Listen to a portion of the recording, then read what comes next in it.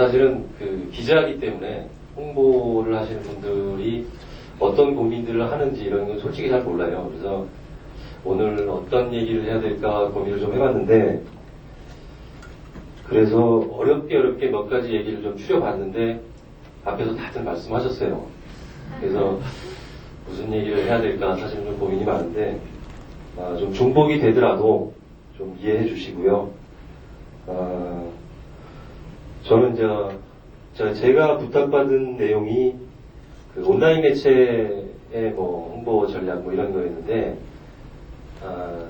사실 이 주제가 한 2, 3년 전만 뒤로 간다면 좀 맞을 것 같아요. 근데 지금은 온라인 매체가 특별히 좀 저희가 얘기할 때 오프라인 매체와 좀 다른다거나 홍보 전략이 좀 달라야 된다거나 이런 거는 좀 없는 것 같아요.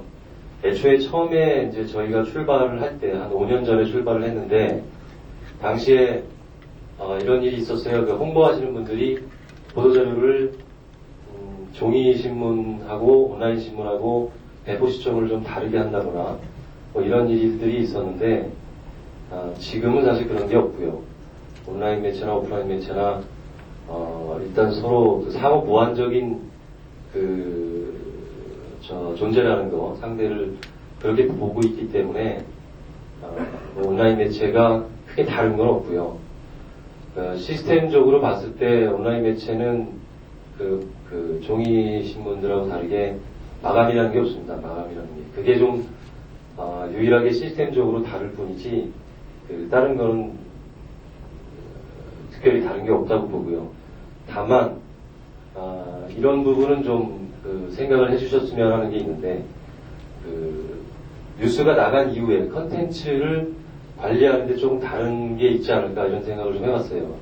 예를 들면 아까 우병헌 팀장께서 얘기하셨는데, 우스갯소리로 하신 거지만 신문에 이제 기사를 쓰고 나면 이 기사를 과연 어떤 사람들이 얼마나 볼 것인가 이런 말씀을 하셨는데,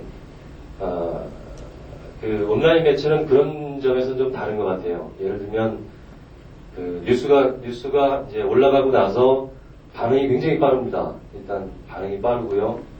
그 반응들이 즉각적으로 나타나죠. 예를 들면 많은 댓글들이 달리고요. 그 댓글들을 보면 또 그 댓글들 안에 또 새로운 정보들도 많이 있고 그런 경우가 참 많습니다.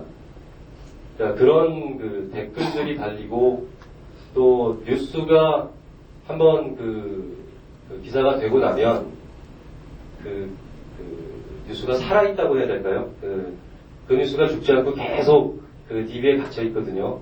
그리고 필요할 때마다 불러 나옵니다. 예를 들어 마이크로소프트와 관련된 기사가 한번 나가면 그 마이크로소프트와 관련된 예전에 관련된 기사까지 줄줄이 같이 엮여서 나오거든요.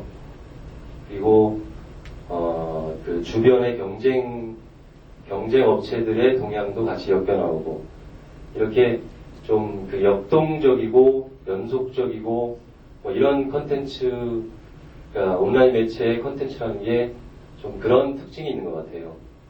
그러니까 홍보를 하시는 분들 입장에서도 요즘은 신문을 스크랩하지는 않지 않습니까? 근데 온라인 매체 같은 경우에 뉴스가 한번 나가고 난 이후에 여러 가지 반응들이 즉각적으로 올라오고, 예전에 우리 회사와 관련된 기사가 오늘 뉴스에 같이 엮여서 나오고, 이런 것들을 좀 유심히 생각을 하시면 어떻게 보면 온라인 미디어에 나온 뉴스는 지속적으로 관리를 해야 될 필요가 있다. 이런 생각이 좀 듭니다. 또 하나가 이거는 제가 이제 사실은 부탁드리고 싶은 점인데, 온라인 매체 같은 경우에 이제 그러니까 홍보를 하시는 분들이 뉴스 컨텐츠, 보도자료를 작성하시고 자기네 회사의 이제 홍보나 여러 가지 이제 알리고 싶은 것들을 알리실 때 대부분 이제 텍스트 위주로 보내주시는데, 사실 특히 이쪽에 IT 분야는 굉장히 어렵거든요. 저도 올해 한 10년 됐습니다. 10년 됐고, 전자신문에서 기자 생활을 시작했고, 또 특이하게 저는 이렇게 분야를 많이 옮기지 않았어요. 소프트웨어 쪽만 주로 했습니다. 이렇게 되면 제가 뭐 전문 기자입니다 이렇게 말씀드리려고 하는 게 아니고, 그런데도 어려워요. 지금 제가 그러니까 새로운 얘기가 나오면 저도 어렵더라고요. 근데 이런 어려운 내용들을 그 자료를 만들어서 좀 더 많은 사람들한테 이해하기 쉽게 제대로 알리는 방법은 텍스트만 가지고 굉장히 어렵다는 생각이 들어요.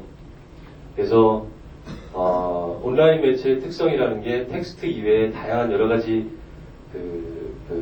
방법들을 쓸 수 있다는 거거든요. 예를 들어 뭐 필요하다면 예를 들어 소프트웨어 같은 경우에 이 소프트웨어가 어떤 점이 우리가 만든 제품이 다른 제품에 비해서 좋다라는 것을 알릴 때 그 소프트웨어가 실제 돌아가는 모습들을 동영상으로 만들어서 같이 올릴 수도 있고요.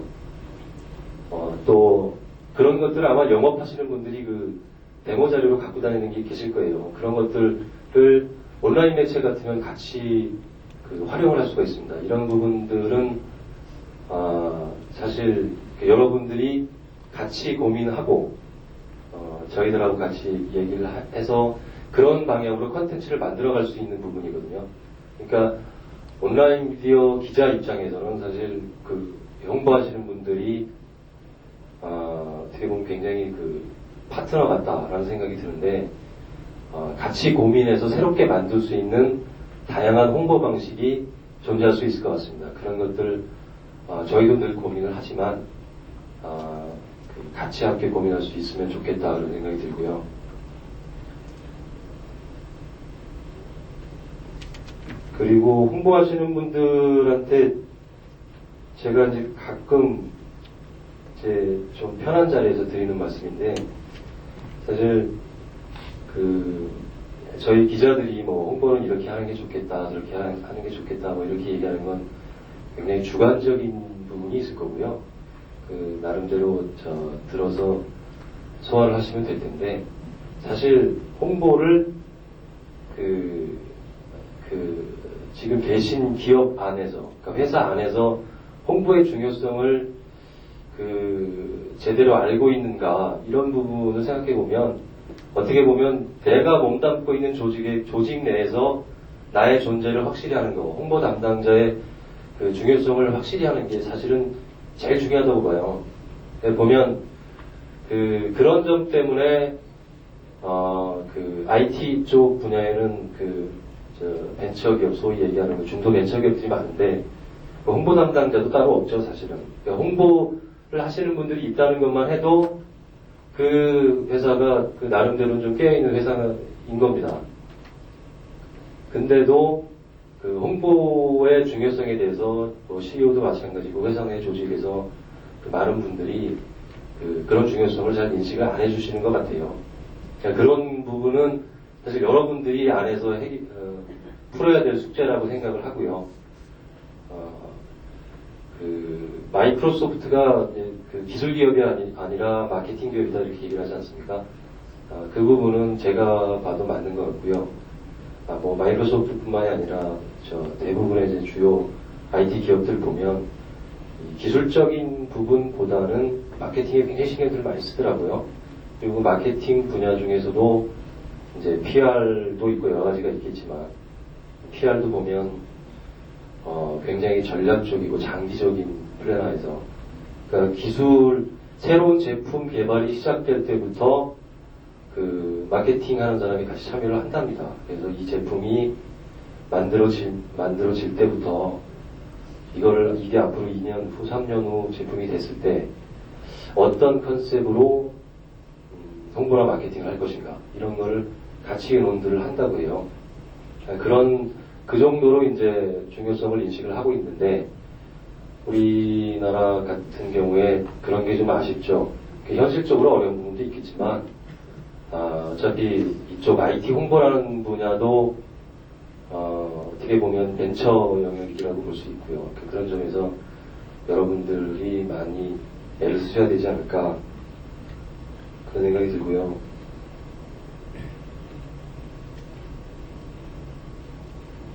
그리고 인터넷 뉴스의 특성이라기보다는요, 아까 저 앞에서 좋은 말씀 많이 해주셨는데, 그 미디어 자체의 특성에 따라서 차별화된 홍보 전략이 필요할 것 같다라는 거는 아까 저도 공감을 크게 했었는데요. 다시 한번 좀 강조하는 의미에서 말씀을 드리면, 조선일보에서 오셨으니까, 조선일보 같은 종합지나, 매일경제 같은 경제지나, 전자신문 같은 전문지나, 이런 나름대로의 그 영역이 있고 조금 특성이 있는 신문들은 그 뉴스를 평가하는 그 관점들이 다 차이가 납니다. 그러니까 그거는 이제 독자가 누구냐에 따라서 다를 수밖에 없는 거거든요. 그러니까 그런 부분에 있어서 좀 차별화된 그 홍보 전략을 구사하시는 게 좋겠다. 그건 어떻게 하는 거냐? 그건 저도 이겁니다라고 말씀드린 거한데, 예를 들어 일반 종합지 같은 경우에는 일반 국민들이 진짜 주 고객이기 때문에 그 사람들은 기술적인 관심보다는 그 기술이 생활에 어떤 영향을 미치느냐 이런 거에 더 관심이 있을 수 있고요. 경제지라면 그게 산업적인 측면에서 어떤 영향을 줄 수 있느냐 이런 거에 관심이 더 갈 수 있고요. 전문지라면 그게 이 기술이라는 게 어떤 특징을 갖고 있고 이게 기존에 나와 있는 기술과 어떻게 다른가 이런 데 관심이 있을 수 있고요. 그러니까 관심의 영역이 조금씩 다 다를 수가 있습니다. 그런 부분들을 좀 분석을 하셔서 그 매체별로 차별화된 홍보 전략을 준비하시면 좋지 않을까 이런 생각이 좀 들었고요. 제가 드리려고 했던 말씀들 다 드렸는데 아주 작은 얘기지만 몇 가지 좀 제 경험상 보도자료 관련된 얘기인데요. 보도자료를 받을 때 이제 이런 부분은 조금 더 신경을 써주시면 사실 기자들이 그러니까 여러분들이 작성하시는 보도자료가 사실은 뉴스거든요.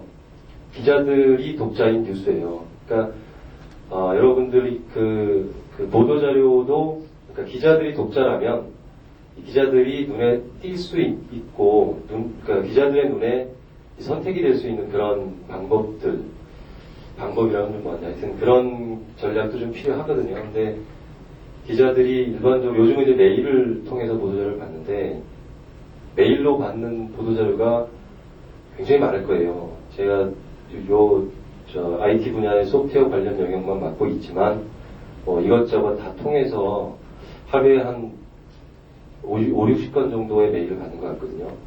근데 그러면 그 중에서 어떤 게 이게 참 관심이 가는 것 같다 이런 눈길을 받을 수 있기 위해서는 아주 작은 거라도 여러분들이 신경을 써주시면 어떨까 하는 차원에서 좀 말씀을 드리는 건데요. 이건 제가 이제 경험한 건데 보도자료를 보냈는데 아주 중요한 자료였는데 못 쓴 경우가 몇 번 있어요. 그게 왜 그런가 봤더니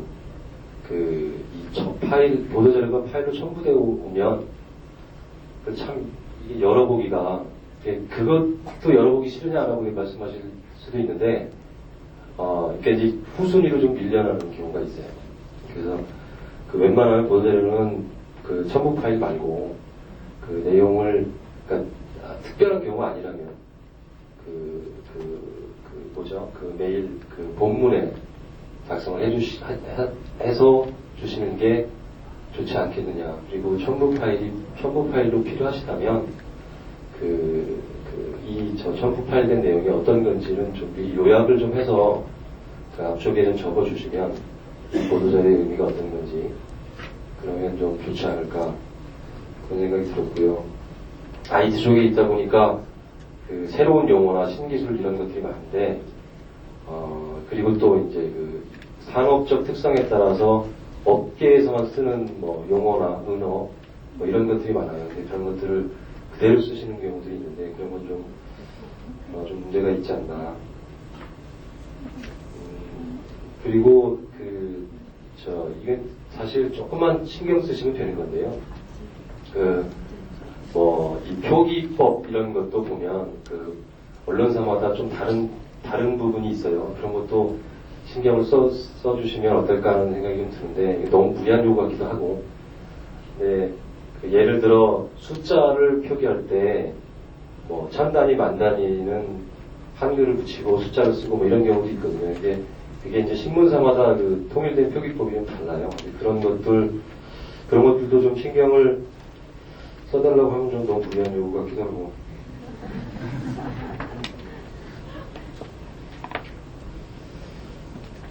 하여튼 요즘은 보도자료도 지금 여기 뉴스와이가 있지만 많은 뭐 정치 경제 저희 같은 이제 IT 쪽 분야까지 해서 매일 쏟아지는 보도자료가 누구나 쉽게 접근할 수 있잖아요.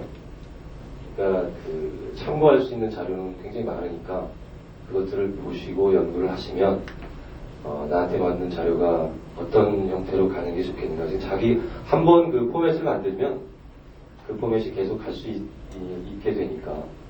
그리고 비교를 한번 해보세요. 보도자료가 나간 이후에 각 매체에서 만약에 그 보도자료를 다뤄줬다면 애초에 보도자료와 이후에 실제 나중에 나간 신문의 뉴스가 어떤 형태로 바뀌었는지 한번 비교를 해보시면 그 매체별로 이쪽에 더 관심이 있구나, 이쪽은 이 신문은 아니면 이런 부분이 조금 잘못됐구나, 이런 것들은 조금만 시간을 내시면 비교를 해볼 수 있을 것 같아요. 그렇게 되면 그게 쌓이고 그게 아마 또 여러분들의 노하우가 되지 않을까 그런 생각이 들고요. 기자들, 아까도 말씀드렸지만 기자들 입장에서는 제 입장에서는 여러분들이 굉장히 중요한 뉴스 소스원이거든요. 1차 소스고 또 뉴스 그 자체이기도 하고. 그렇기 때문에 파트너, 아주 긴밀하고 신뢰감 있는 파트너라고 생각을 하고 싶은데, 제가 드린 말씀이 맞다면, 동의하신다면, 이만 끝내겠습니다. 박수 한번.